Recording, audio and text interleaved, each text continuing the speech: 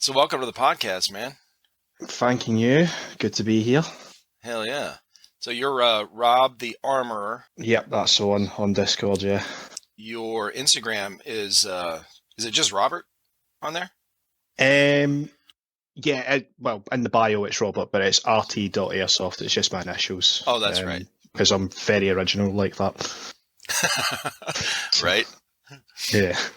Well, yeah, I don't even have my my name on there. It's just TriFecta Airsoft. So Yeah. So you guys played the same fields that from some of the guys I've talked with already, right? Like Curly or somebody like that? I believe so. Yeah. So I mind listening to some of their podcasts back in the past, and they played a little bit of fields that I played at. I haven't really had a chance to experience a lot of the fields in the UK though, so Yeah. I'd really like to, get out there and do it, but it's just finding the time. Are you in the so what field do you play at mostly? So most of the time it's sort of split directly between two. Yeah. And it's so I'm a member at East Midlands Airsoft Club, which is a little site at a place called Ancaster near to where I'm stationed. And it's a woodland site. It's awesome. Got a lot of good places there, and it's a proper good laugh, good bunch of people that play there. And the other place that I play at is Outpost Airsoft near Chester. Because my girlfriend stays over in that kind of region. So yeah. Nice. You said where you're stationed. Are you in the military? Yes, I'm in the Royal Air Force. Been in the Royal Air Force now for around 5 years. This will be my 5-year point this month. So awesome. Yeah. Have you gotten to travel at all, being in there? I wish. No, it's been more like the four corners of the UK for me. Yeah, all your training stuff is just local, right? Yeah. So I've been fairly fortunate to have quite a varied career to start with. So as I'm employed as a weapons technician or armourer, as my Discord handle sort of goes. Nice. And so within the RAF, it's quite a broad spectrum trade. So we deal with anything from little sidearms right the way to aircraft weapons, like missiles, bombs, things like that. It's pretty awesome. So I've had the chance to do a lot of different stuff there. Yeah, that sounds awesome. Yeah, there's definitely some downsides to the job. It's pretty cool. Some of the stuff I've been able to do. So, yeah. Yeah, one of the guys I grew up with, we went in the military at the same time, but he went in the Navy, and he did similar kind of work, I guess. I don't know if he was an armorer, but he loaded the missiles and bombs onto like F-15s and stuff like that. That's and he actually was stationed at Miramar, where Top Gun was filmed. The movie. Awesome film. Yeah. So I went out there a couple times to see him, and he showed me the hangar. They actually have a separate hangar called Top Gun, just like they showed in the movie or whatever. But yeah, it was pretty cool. Yeah, I know a couple of lads that I've worked with on different units. I've been to America, particularly sort of Nevada sort of region, so Nellis Air Force Base, China Lake testing range, Miramar as well. They've been to Miramar. A couple of lads have been to Miramar, and they've said it's awesome. They love it. Yeah, it's a beautiful area out there too. We went to an air show out there before I got out of the military, and it was the best air show I've ever seen in my life, man. It was really cool. And that was actually the first year that the stealth, not the bomber, the stealth fighter. The Nighthawk. Yeah, that was the first year it came out. So they showcased that at the, well, they didn't showcase it. You couldn't, like normally at the air shows, you can walk, they have all the planes or a lot of them, on the flight line and, or out there on the tarmac, whatever, and you can kind of walk around them, look at them and stuff like that. That one, they did not. They didn't want anyone close to it. All it did was a flyby, like towards the end of the air show, and everybody was going crazy because it was this new, technology or whatever. Yeah, it was pretty cool. There was a period of time during my phase 2 training where we kind of volunteered for additional duties. Oh yeah. And one of that was we have an air show over here called the Royal International Air Tattoo. It's held at RAF Fairford, which coincidentally is an American base in the UK. And I was aircraft guard for numerous US Air Force assets. So I was plugged outside the B-52 for a bit, making sure nobody walked off with it, that kind of usual kind of military stuff. But, all right. yeah, it was awesome. I got to work with some very good people from United States Air Force, and even the Italians and the French Air Force as well. Those guys were awesome. At the end of it all, we had a big kind of get together in one of the hangars, and we got speaking to some really awesome people who, had done various different levels of different things. Some, Air Force Special Operations Command people, just had the most crazy stories about some of the stuff that they've been involved with. I'm sure. Yeah, I love meeting people like that, especially when we were when I was in the military, meeting guys like that were, they had been around for a while and been over different places and seen some cool stuff. But yeah, it was a good time. I mean, I had a great time while I was in, but I was kind of also glad to get out. Yeah. When I did, the inspections, like all the things the reasons that we went into the military, especially in the Marine Corps, you get to do that very few times. Most of it is the mundane, inspections, getting everything ready, prepping, inspections, and of course, physical training, PT. So run, push-ups, and of course after our day is drink all night. Yeah. Know that very well. Hell yeah. Yeah. Oh yeah. I remember, guys were like, "Oh, you probably straightened up once you went in the military." Cause I got in a little bit of trouble, like in high school and stuff. And, I was like, "No, bro, this is like the number one place to drink. Are you kidding?" Yeah. Oh yeah. All the antics just take place in the military, and they sort of look at you, and you can put away twice as many as your civvy mates, and it's just all of a sudden like you're the only sober one, and everyone else is on the floor passed out.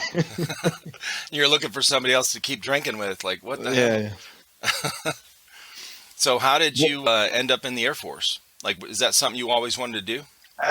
Yeah. So where I grew up in Scotland, there wasn't a lot of opportunities for jobs or anything like that. But ever since I was a little boy, we lived near an airport, and it was frequented quite a lot by NATO air forces. So anyone who wanted to use it could use it, essentially, because the civvies that ran it just weren't getting enough flying out of it. So I seen a fighter jet one day, and I was like, I want to be a pilot. So, however, my mathematical ability got the better of me, and so I initially pursued the ambition of weapons tech because I read a bit about the role, and it really interested me. You were hands-on with aircraft, and also you could do bomb disposal as well. And I was very lucky because it was closing down. The Air Force were closing its bomb disposal team down to hand over to the Army because the Ministry of Defence were looking to justify money spending and stuff like that. So I got seconded on the last 6 months of the bomb disposal team's existence, and that was by far and away the highlight of my career. Really? What did you get to do there? So besides the obvious, blowing shit up, right? Yeah, essentially, yeah. That's what I did. Blow shit up. Got to drink a lot. meet some new people, but also learn so much. There was just so much that I didn't know was part of, EOD and bomb disposal, which you think, oh, it's just all this red wire, blue wire, all driving robots around blowing stuff up, but it's not. There's so much more to it, and it was awesome, and it was the best bunch of people I've worked with. Was it, you have to learn a lot of like electronics? Or more like the electrical? So we were quite a specialist team. So it wasn't so much more about electronics. It was more about how you could use explosives to neutralize the threat. The threat being the ordnance. So, there is a bit of electronics to it because, we maintain, the squadron maintained the robots that we would use for bomb disposal. So there was a bit of electronic engineering. But when it actually came to the ordnance themselves, there wasn't a lot of sort of, what you see in the hot locker, red wire, blue wire. So yeah, it was more, right, okay, can we get rid of this in a very spectacular way, or can we burn it away? So, it was really, really interesting to find that out and just blow stuff up at the end of the day. What's not to like? Right. Yeah, that's cool. And then you went into weapons, shooting stuff, or at least fixing the stuff that shoots stuff, Yeah, so that was, as a result of coming away from bomb disposal, I got put on aircraft weapons. So that's where I'm stationed now. So I'm at fighter base in Lincolnshire, and all we do is sort of load up aircraft, take stuff off aircraft, and maintain the ejection seat systems as well, because also that's got explosives in it. So right. Yeah, I forgot about that. We're the only qualified persons that can work on an ejection seat system in the RAF. So it's now what kind of I've heard different things about those ejection seats, like what they use to propel. Is it like a oh, go ahead. It's like a rocket propellant underneath the seat. So it's what they call a rocket pack. It's solid rocket fuel. And it's just once you pull that handle, it's 0 to 12 Gs in a split second. Oh my god, that's is insane. Yeah, that's why the canopy has to get clear first, because if not, you're punching through that at a rate of knots. Yeah, and then you're probably dead because it'll break your neck or whatever. But so does the canopy have to get? Does it have like a explosive on it as well? Yeah, again, rocket motors on the canopy deflecting out, so it goes first. Or in some situations, if it fails to go, there's like a miniature detonating cord in the canopy that will just detonate the canopy, and the seat will fly through it. Oh, so it'll break it apart. That way the pilot doesn't get okay. That's crazy. It's mental. it's mental, the level of because all that shit has to happen so fast, like in microseconds or milliseconds or whatever. They reckon on the jets that I work on, I work on the Eurofighter Typhoon. So from the moment you pull the handle to you leaving the aircraft is about 0.3 seconds from your seat starting to climb out the canopy, and you're separated from the seat and on the parachute within just over a second. It's mental. Yeah, it's like I've seen them in movies and stuff, but you don't realize, because a lot of times those you don't really show in the movies. They don't really show that action. Sometimes they'll like slow motion, or it's kind of like drawn back view, so you don't really see all these things that have to happen for this pilot to get out of there safely, like the canopy getting out of the way and shit like that.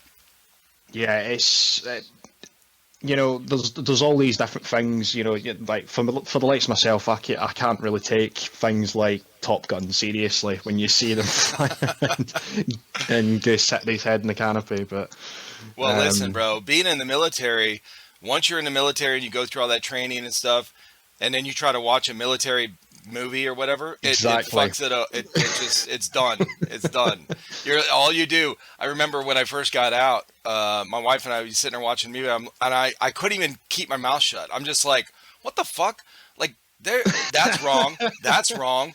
We don't do that, because they're like portraying the Marines with the, I'm like, you can never have your hair cut like that. You can never be, whatever. She's like, can you just shut up and watch the movie? Like, no. My girlfriend and I are watching, there's a new television programme on in the UK right now called Trigger Point, and it follows the London Police's bomb disposal team. And I'm not allowed to say anything during the show because I'm there picking out the most minute details, and my girlfriend's like, will you shut up? Oh, that's funny, man. Yeah, for sure. I mean, I guess that goes with any kind of profession, with these guys, once you study something or experience, you have a lot of experience in it, and then you watch a movie on it, you're like, bro, this is not right. You can hear the jet. Yeah, we are doing night flying at the minute, which is a bit weird considering they've got this storm warning in place for like 90-mile-an-hour winds and things like that. Wow. And we're sending jets up like willy-nilly, but yeah. That's cool. Hell yeah. So what was your favorite, did you have a favorite moment when you were on the bomb squad, when you were learning that? Was there something that went crazy? Well, there was nothing that really any particularly crazy moment, but I guess if I had to pick one standout moment, it was probably the first explosive I personally, set up and then got rid of. So we were doing a logistical demolition of some bombs that had gone out of date. So you can't guarantee they're going to safely detonate if they're out of date. So we just got rid of them. And I was just fresh on the squadron at this point, and they were like, right, so you do this, mold the plastic explosive, put it here, so you get a good detonation on it. Setting up the firing devices for the detonators, and then at the end of it all, the one of the sergeants that was managing the detonator controller, he handed it over to me and he was like, well, you set it up, get rid of it. That's cool. So yeah, that was the first bit of live ordnance I got rid of, was 2 500-pound bombs at the same time, and it looked amazing. Oh my god, 2 500 pounds? Holy it was quite a blast. We stood about a mile away, and the shockwave, because of how like humid the day was, like you got an awesome shockwave off it. The sound just rolled up through the hills. It was awesome. God. Yeah, that's the one you want to capture on film for, like, this is what a real, explosion or bomb, whatever, feels like. Holy shit. Yeah. Now, I know this is going to sound like a dumb question. I never dealt with explosives, when I was in. So being that far away, do you run a det cord that long? Or how do you hook it? You can, however, I wouldn't advise it. But no, we used we used like a kind of radio received firing device. Oh, okay. I can't go too much into it, obviously. Yeah, that's fine. But it cuts down the amount of wiring that you need to have, and it's just a radio controlled Gotcha. sort of device, bit like a kind of clacker that you would get for like C4 or something like that you see in these video games like Call of Duty and things like that. Oh yeah. Now, do those ever fail, and then you have to go out there and check it? I've never seen it fail. I've heard stories, but usually you wait quite a long time before you send the operators down to have a look at it, and they make the call as to what to do next. Well, my last duty station, I was at Camp Pendleton, which is in California. Yeah. And when my wife and I got married, we lived off base. So we had an apartment off base. Well, I had to drive through a naval ammo dump, and to get to work. So because I went in the back gate, well, to go through there. Now that you got to remember, this is 1991, 92, and it might still be like that now. I don't know, but you could not have your radio on, and we didn't have cell phones, so they didn't have to worry about that. Yeah. But you couldn't have your car radio on while you were driving through, and it was like a 15-minute, drive through this ammo dump. But I remember the first time I went through there, I was like, "Can't have your radio on? Why?" And the dude was like, the guard, he was like, "Because we got missiles and bombs here, bro." I was like, "Oh, okay." Yeah. Radio signals. It's a bit weird. One of the postings I worked in an ammunition dump for a little bit. So yeah, we hand our phones in at the guard post before we went into the site to do whatever work we were doing. Yeah. It's weird the amount of little things in life that you just wouldn't expect would have that much of an impact. Yeah. Yeah, for sure. Well, that's cool, man. I honestly did not know from your Instagram. I mean, I've only known you in the last couple days or a week or whatever from your Instagram, and I didn't know that you were in the military and had a background in that kind of stuff. I'm sure you don't post a lot of that stuff on your airsoft thing. No, I try to keep it away from there, but I had a couple of people ask about why I wear an Eod patch on my helmet, so I thought my most recent post I kind of posted about my background is military, But it's funny you should say that. It's funny you should say that you couldn't tell, because this gentleman who is in the Royal Navy, he follows my page, and he'd said, "Before you put up the Air Force post, I knew you were forces," and I was like, "Oh, go on, do tell." And he was like, "The boots that you wear, those are issue boots." Oh shit! Okay. I was like, "It's these little tells, little tells." Right. Mm-hmm. Yeah, that's funny. I mean, in real life, you have people. I'm sure if you're off base, like you're on leave or something, or on whatever you guys call it, holiday or vacation, whatever. If you're out with your girlfriend, you'll have some guys be like, "You in the military?" They can spot it. The way you walk, the way you hold yourself, maybe your haircut, whatever.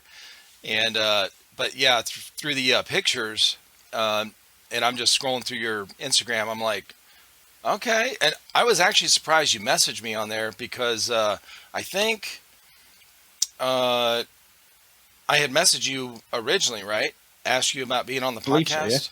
So, yeah. And you didn't. I don't think you responded like, "Okay, yeah, I'll do it." But it was after a couple of podcasts I had done with some people in the UK. You hit me back. I was like, "Yeah, I'll do it." Yeah, it was one of them things that I was like, "Would I do it? What's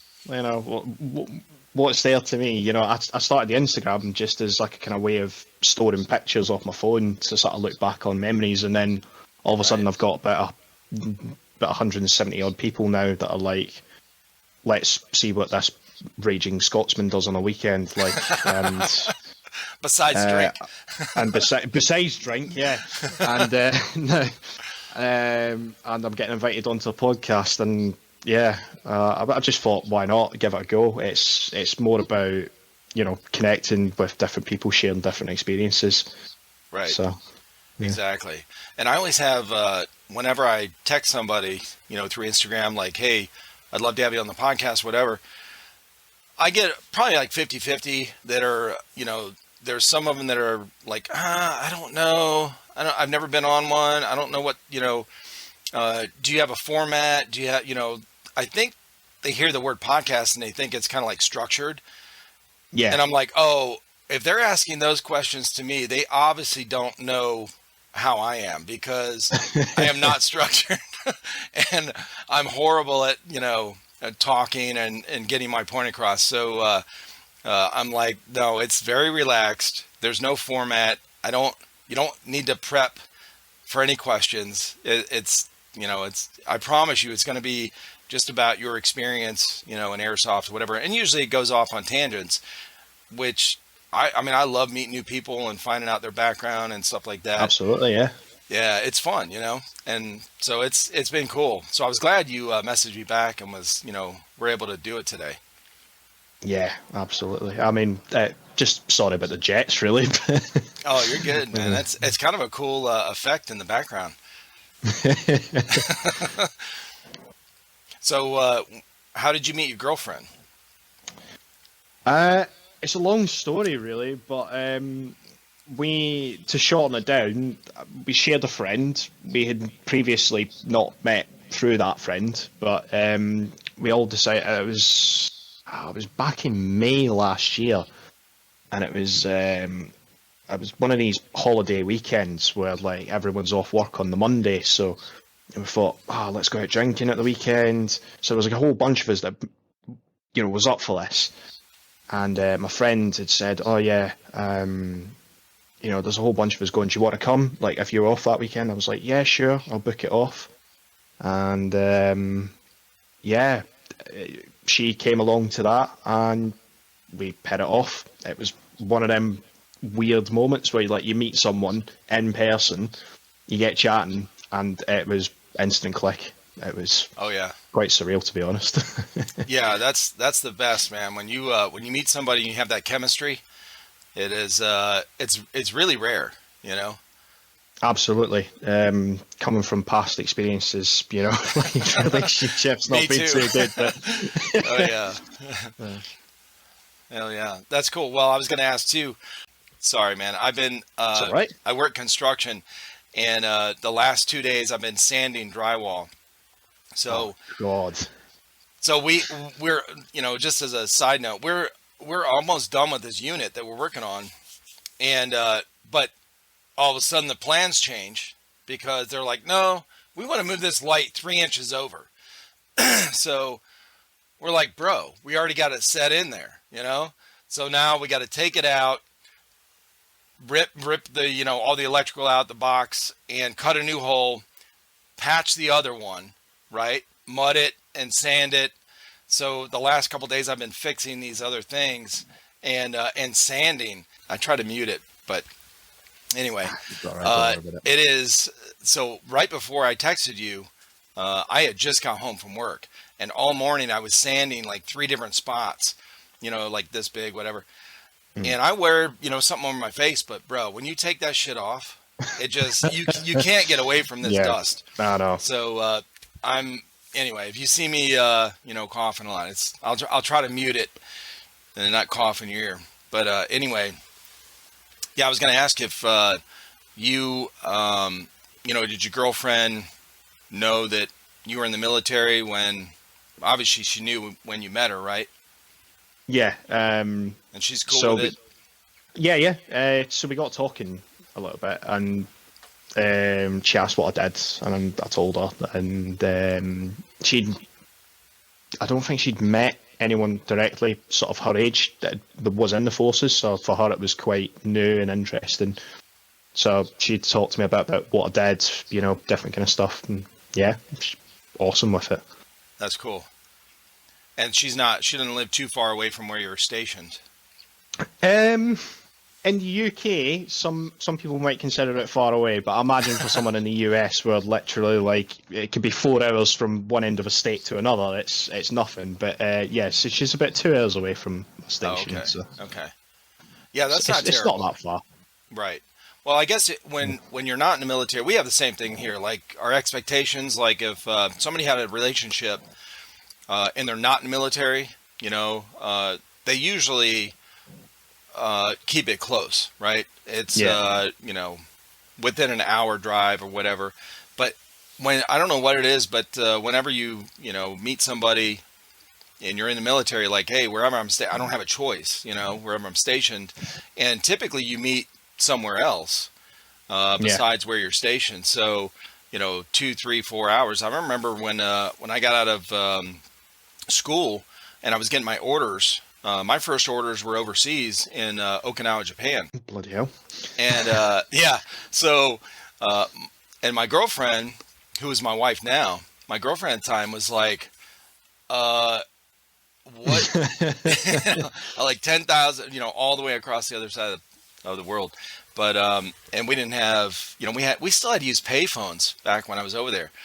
But, Jesus. yeah, it was 1990, bro. Still had pay phones. No, I'm saying, you probably never heard of this company. It was the company called MCI that, you would buy long distance cards, calling cards from to, either insert into the phone, kind of like a credit card or whatever, or put in a number. You'd have to punch in this long ass number before you made the call. And that would give you long distance minutes, for you to talk. So, yeah, she's like, holy shit. And I was stationed there for a year. And so she was going to college and she was like, well, I'll just wait for you. And I was like, well, look, we'll see what happens. Cause being apart for a year, you don't know. But yeah, most of the time, if you're within, a driving distance, like 4 or 5 hours, and you have a relationship when you're in the military, it usually works out okay. Then again, now with social media and phones and the way you can, FaceTime and video chat and all that kind of stuff, it really changed things. I was talking to my wife a couple of weeks ago about how I'm doing these podcasts. I'm like, yeah, I just did a podcast with this girl in the UK. She's like, in the UK? I'm like, yeah, and so I showed her how I recorded and stuff. And she's like, that is so cool that you're meeting all these people different, in different places. And because I feel like we're in the same room talking to each other, when it's like this. Yeah, yeah. It's way different than just being on the phone like an audio call, So I've had a couple people ask me when I asked them to be on the podcast. I've had a couple people ask me, I'm not comfortable on video. Can you just, call me, like audio? And I was like, I could, and I can record it that way, but it's not the same dynamic. Like when you're meeting somebody new, it's way different. I mean, like, bro, I'm going to be like a telemarketer, on an audio call, like if you don't have this person's face that, where you're talking and stuff. But, yeah, it makes a big difference. But that's good that she is, your girlfriend's close where you can, take leave or whatever and go hang out with her. It's pretty good. And, the station that we're on is pretty cool with, visitors as well. So she can get across any time that she wants to come across as well. Oh, that's awesome. Yeah. Yeah. That's cool. The base I was on, my last duty station, Camp Pendleton's huge, as far as the whole base. But I worked on a smaller base. It was a shooting range where, a lot of different, companies came there and practiced, and trained and whatever. So like the Marine Corps sniper team that traveled around the world, those sniper competitions they have, they would train there as well. So they had, and it was a really small base, but they had really high security, like restrictions and stuff. So my wife could never come out there. Like she could come on to Camp Pendleton. I could meet her outside of the base I was on, but not in there. So it was, she was always pissed about that. She's like, I want to see where you work. I'm like, well, you can't. So it's cool that your girlfriend come out there and kind of hang out. Did we get in some lag? Yeah, I believe so. Oh yeah. You probably didn't hear the last sentence. So just so you know, this is recorded, whatever. I'll cut those. This is a very common thing that happens. So during the when I edit, I'll cut those pieces out. So if you can't hear me, if I'm talking and you can't hear like pretty much anything for like 5 seconds, whatever, just go like that or something like that. Okay. And we'll just wait for whatever the problem is, whether it's the internet on either end or Discord. We'll just wait for it to catch up. So the podcast I just released this morning with Chris in the Netherlands, we had, it was like 5 or 6 different spots where the whole video and audio just locked up. And it was like a good 2 minutes. So we're just sitting there like, Okay. Okay.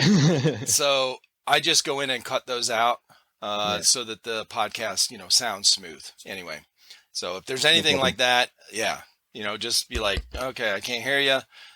We'll just stop for a second. It'll catch up, and it usually works out fine. But the problem is, then we have to remember what the hell we said 2 minutes ago to finish the sentence. you know. So, but Got to anyway, play some guesswork. yeah, no shit, right? Hmm. But yeah, it's good that you're able to get up with your girlfriend, and she can come there and visit you on base, and you have that kind of flexibility there. Yeah, yeah, it certainly makes it easier on the old driving for myself because Oh, for sure. being I'm stationed in the south of the UK, so I'm in England. But in case you couldn't tell from the accent, I'm actually from Scotland, so it's a good 5-6 hour drive to where I'm from, and it's not an easy 5-6 hour drive as well, particularly on the kind of recent times with the weather. But Uh, um, is it like yeah, the windy roads or real mountainous or something? it can be. So the main routes up in Scotland are mainly motorways, so that's kind of fortunate within itself. But because I'm on the east side of the UK currently, I need to cross over to get to the west coast of Scotland, which is where my parents live. So I've got two ways of doing this. I can either travel all the way up the east coast and end up in like the capital of Scotland and then cross over there, which can be a pain at the best of times. Or I can risk going over some mountains, right? And the roads there, they're not horrific, but they have markers at the side of the road telling you how deep the snow is. So Holy shit! it can be particularly hairy. I remind one time going home on Christmas Eve, I was literally following a snowplow the whole way. I'm like, I'm not coming out from behind this guy.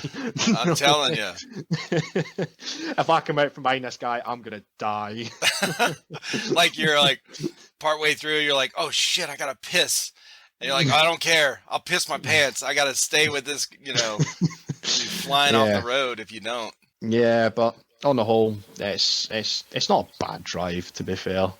You get some nice windy back roads towards my house and in Scotland, and it's pretty nice. It's quite picturesque, really. Nice. So you still have your parents that live there, and then do you have siblings? Yeah, I've got a younger brother who Mm, still lives with my parents as well. So, and we've also got a family pet as well. So we've got a dog, and it's always good to go back and see the dog. He's always happy to see me. yeah, isn't that funny? Yeah, it's like no matter who, whatever kind of relationships you have, the dog is always, glad to see you. Absolutely. Were your parents cool with you going in the military? uh, they weren't initially. Really? They were sort of like it's that kind of classic. They don't want their son going away, potentially to a dangerous location, Right. and putting themselves at unnecessary risk in their eyes. But I sort of said to them, look, it's kind of my choice. It's what I want to do. And it would be really, really awesome for me to get this opportunity to go out there and do this. And eventually came around to the idea, and now they couldn't be prouder. Honestly, I think throughout the time growing up, where I said that I wanted to join the forces, just watching me progress through like school and everything like that, and that determination to join the forces, join the RAF, like was always there. Yeah. They were a bit like, they were so made up when I finally got to the end of basic training. They got to come down and see me at my past graduation parade. It was so good. Yeah, that's probably one of my highlights with my parents was graduation day from boot camp. Yeah, Was bro, it is because I had a lot of turmoil and stuff. My dad and I butted heads a lot when I was a teenager. So when I graduated, they came down for the graduation, and it was one of the best moments with my parents. That because they were kind of like your parents. They didn't want me to go in. Well, my mom didn't want me to go in. She was afraid I was gonna get hurt, obviously. But my dad just we just did not get along at the time, and after that, it was pretty good. He was he was pretty really proud of me and stuff. And it was a cool feeling, not just for myself graduating from boot camp and making it through, but to have my parents there, and my sister was there as well. I have two sisters, but only one could make it at the time. But it was a great feeling. So then once I went back home on leave and I would see them, it was fine. But initially, when I told them I was going to sign up, because I did the same thing you did, from like the time I was like 12, I knew I wanted to be a Marine. That was it. I didn't care about anything else. And when I was like 15, I was hanging out in the recruiting office. Like, when can I sign up? When can I sign up? So, but anyway, yeah. And they were always against it. But then, after I graduated and made it through, it was pretty cool. Yeah. My parents were, they obviously looked into it a lot prior, and I think they started warming up to the idea, really. Yeah. And I remember just before I put my application in, we went to the careers office in Glasgow, and I brought my parents with me just so I could show them, like all the different, jobs that you could do. The recruiters, they're very good at selling. Oh yeah, they are. That's their job. Oh yeah, they are. Yeah. And like, they heard a bit about it, and my dad's turned round to me after we got out of the careers office, and he turned round to me and he said he's jealous that I'm signing up to do all this, and he wish he'd done something similar when he was younger. But yeah, hey ho. Yeah, most of the guys I've worked with and grew up with, just after I got out of the military and stuff, guys from high school that we've connected on Facebook or whatever, most of the guys I've talked to have always said the same thing. I wish I would have went into the military, and I think it's it's one of those things where a lot of us guys we want to do, and not even for bragging rights, man. It's like I want to prove it to myself that I can do this, and it looks cool, when you're. I mean, I watched Full Metal Jacket 100 times before I went went to boot camp, and I was like, oh shit, I'm gonna get my ass kicked. And I did, and it was great. I loved it. When I got out of boot camp, we were all talking. My buddies were like, when I went back home on leave, they're like, so you hated boot camp. I'm sure you never want to do it again. I was like, no, I want to go back. I said the same thing on graduating, but if I could go back and do it all again, I would, just to get the same result. 100%. It's that feeling of standing there at the end. You're in your dress uniform, your family's there watching you. You stand that little bit taller that day. It's so good. Absolutely. Yeah, when you go through something really difficult, especially physically and mentally, you come out way different on the end, Yeah, my parents sort of remarked that the first couple of weeks after I came out of basic training, they just started phase 2.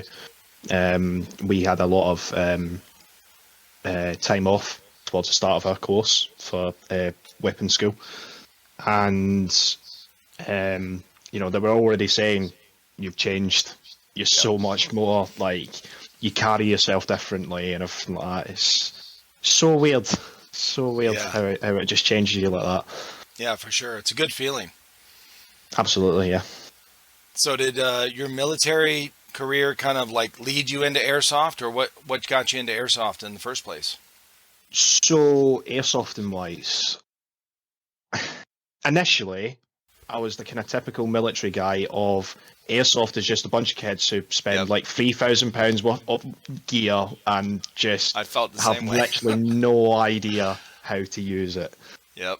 And one day I was with my girlfriend, and a couple of friends said that they were going airsoft, and they said, do you want to come with? And I was like, do I, don't I? And eventually I was like, yeah, why not?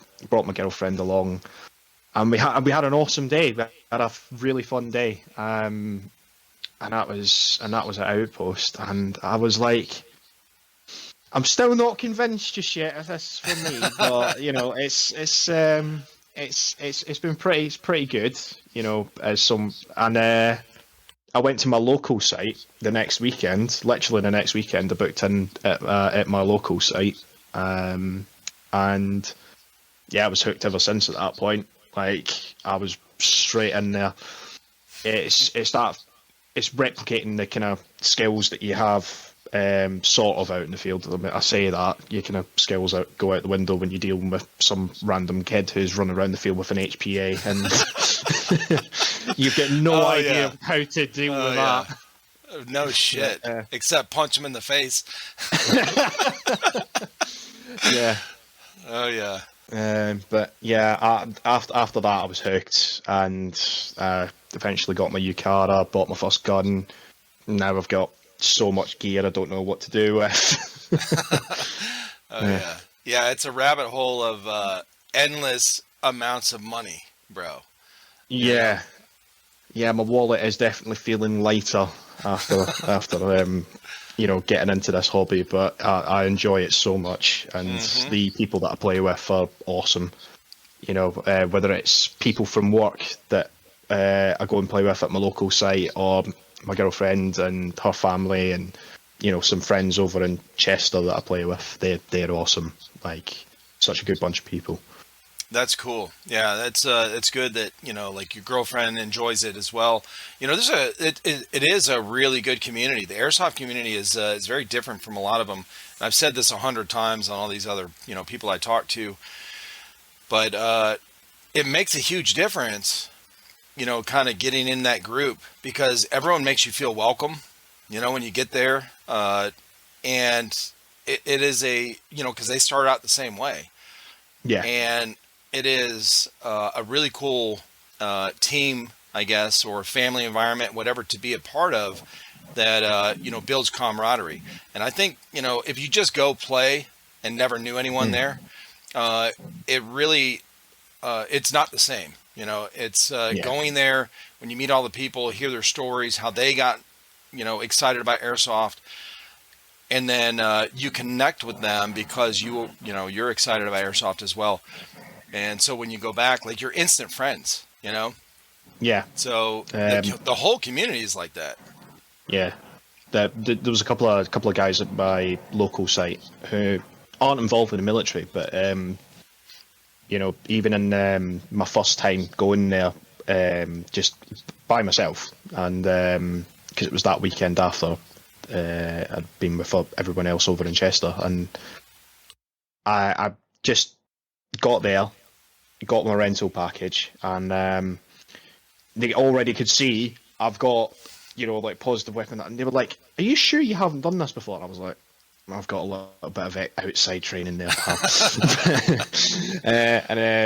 But yeah, we got talking, and you know, they were awesome. You know, just giving me a little bit of hints and tips about, you know, the field, you know, electric guns, everything like that. Just giving me sort of little bit of pointers here and there, just to kind of up my game a little bit. And now I'm can hold my own against multiple individuals. So it's been really, really good, and it's been an awesome learning experience at the same time. Yeah.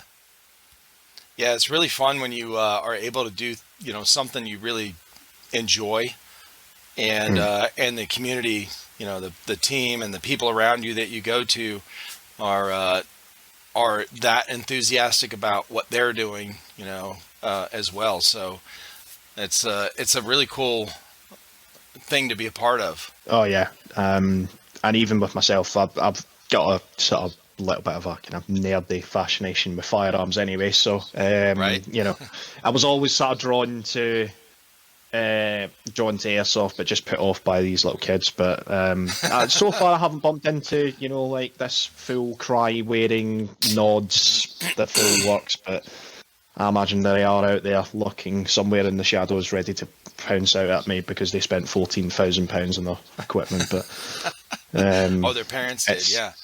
All the parents did, yeah. It's Yeah. that old chestnut. The bank of mum and dad. It never ceases to amaze. Yeah, and that's yeah. I think you know, most of the guys I've talked to, they haven't had those experiences. You know, most of the time, like on the fields, it's the same thing that happens with everything else in life, like the social media thing. If you look at, you know, all these different reels and videos, whatever, on your phone, it's you think the world's gonna fucking die tomorrow. You know what I'm saying? Like airsoft is all filled with, you know, 12-year-old idiots with HPAs and just, you know, raging and blasting somebody from 5 feet away, getting kicked off the fields. You think the you know, the air's on fire because of COVID. You think, you know, it's just like, if you just get away from that a little bit and you go out in the real world, that's not what happens. So it is, you know, the airsoft thing is for sure the same, where you go and you're like, oh, I have all these expectations because all I've seen are these videos that show, you know, ragers just blasted, you know, cheaters, not calling their hits, like all this kind of thing. And you go out there and play a couple games and you're like, that's not happening here. Nah, and my experience has been overwhelmingly positive. Just going out, playing some cracking games, having some fantastic moments. Even without a constant camera on my head or on a gun, you know, just living those moments, being in and remembering them, having the on-site photographer catch something that is amazing. It's bloody brilliant. I love it. It's so good. That is cool. I've managed to rope some of my friends to get involved in it as well, and yeah, they are starting to get involved with it, and I'm hoping if I can get a few more in, then, you know, we'd have a great wee potential team on the horizon. But we'll see. That's cool. So what's your main weapon you run right now? I've actually got it right here because it's I'm just doing a bit of maintenance on it. It's dude, that looks awesome. It's a G&G Armaments SBR 308 Mark II. It's, nice. You know, got it out of the box and haven't really needed to upgrade it because it does the job. So it's lethal. It is absolutely lethal. I love it. The only complaint I've got about it is the magazines are only, like, I've only come across the 40 round magazines for them. Now for me, like, it's not a problem, right? Because I've obviously used to real capacity magazines anyway.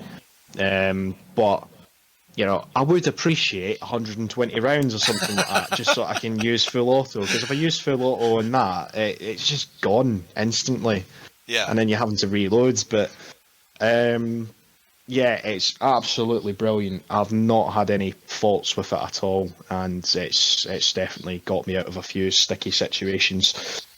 Yeah, it looks cool too with that skeletonized handguard in the front and all that. Yeah, it's the M-Lock kind of style rail system up front. It looks amazing. It kind of reminds me of reminds me a little bit of the MCX carbine. Yep. That the Metropolitan Police Counter-Terrorism Police use that at the moment, and it looks sick. Yeah, that's awesome, dude. For real. I want one. I know, right? There's a lot of things I want. Now, are you guys where you're at? Are you allowed to own a firearm? So in the UK, it's very difficult to get a firearm. Very difficult, and the ones that we can get are, well, they're limited to say the least. So we it's like can a own single shot, right? Yeah, we can own semi-automatics. but they can only be chambered in 2.2 long rifle. Yeah. So little tiny pew. Yep. But if you want full bore, so say if you wanted, because you can own an AK-47 and it's full Right. caliber, right? But it needs to be manual action, so the gas system gets removed and you need to cock it each time. So Right. um, So I was Yeah. I was thinking, because I had heard that before. I think I was talking with one of the another guy. I think he lives close to where you're at up there. He was saying the same thing, where it has to be like a lever action or a pump action or something like that.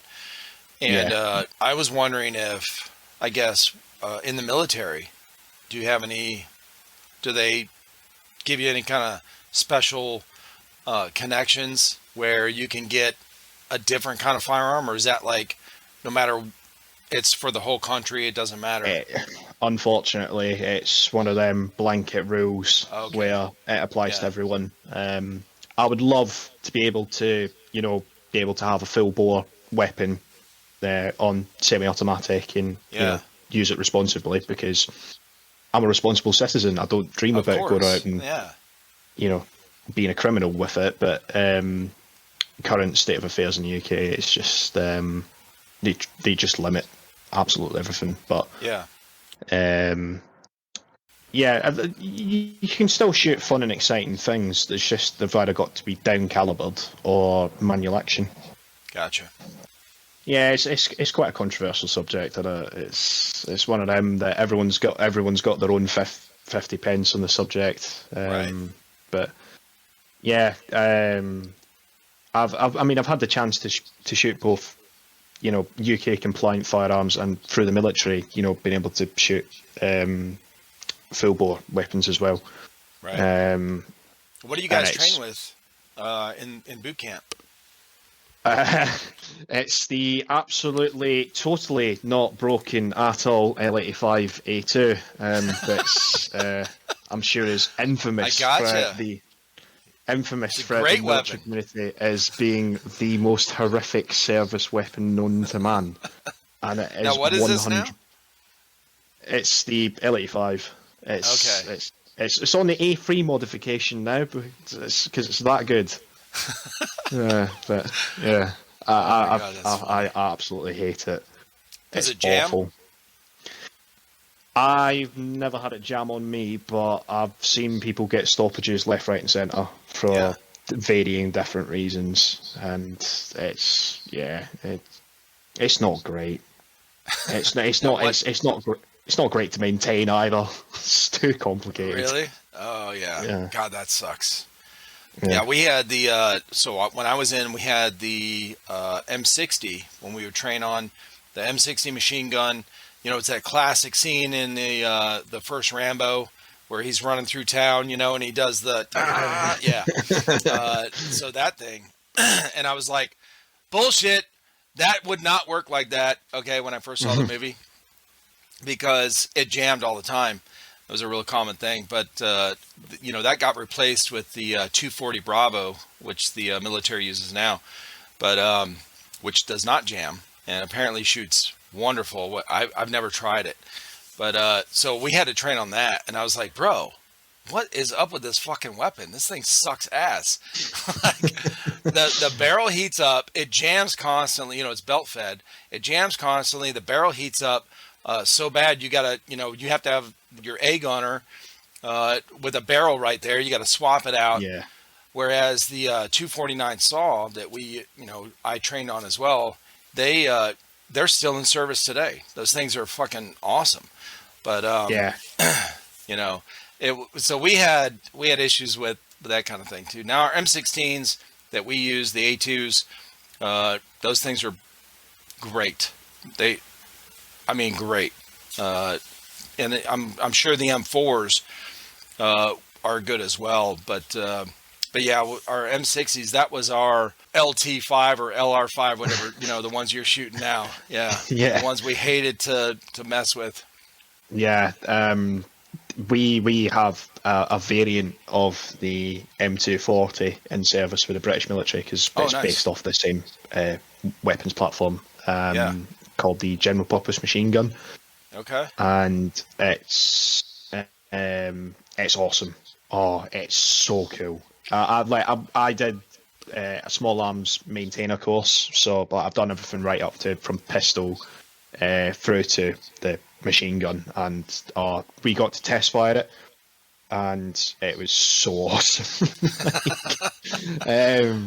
Once I went back onto the rifle, I was like, this thing's pathetic. Oh yeah. Get rid of it. I know, right? It's a bullpup. Who even likes bullpups? Oh, dude. Bullpups are hard to get used to, man. Like, I've never shot one, like a real steel one.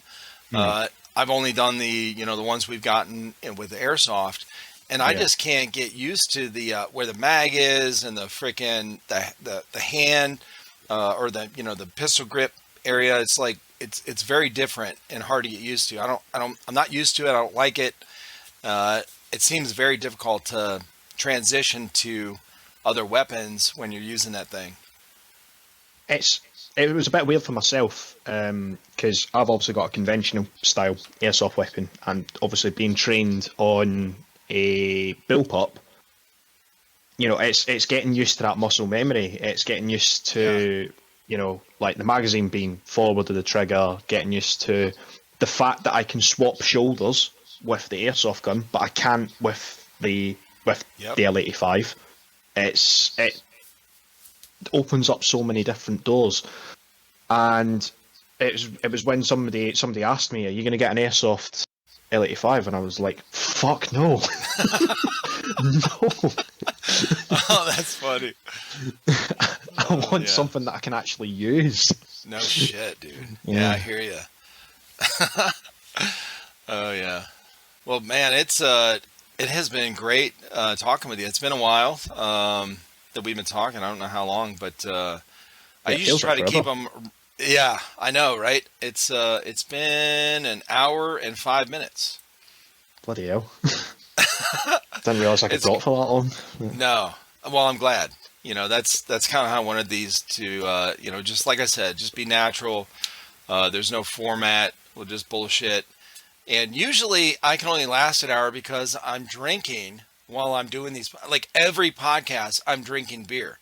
So about an hour in, I'm about to fucking, cheers, brother. Cheers, bro. I'm about to fucking piss myself. You know what I mean? So sometimes I'll be talking to somebody. I'm like, all right, awesome. Hey, it's great to talk to you. And they're like, oh, has it been that long? And I'm like, for me, my eyeballs are floating. So, we need to end it. But yeah, man, it was really good to meet you. And I'm so glad you texted me back. Thank you for your service. It's something that obviously from one veteran to active duty, appreciates. No, appreciate that. But yeah, absolutely, man. So hopefully we'll be able to do this again in a few months when, you've got a team together or played some bigger games. We have something to talk about, or absolutely something at work, you want to talk about some missile you blew up or whatever. So, but yeah, man, it was awesome to meet you, and thanks for being on here. No, thank you for having me. Really appreciate it. All right, brother. Have a good night. And you.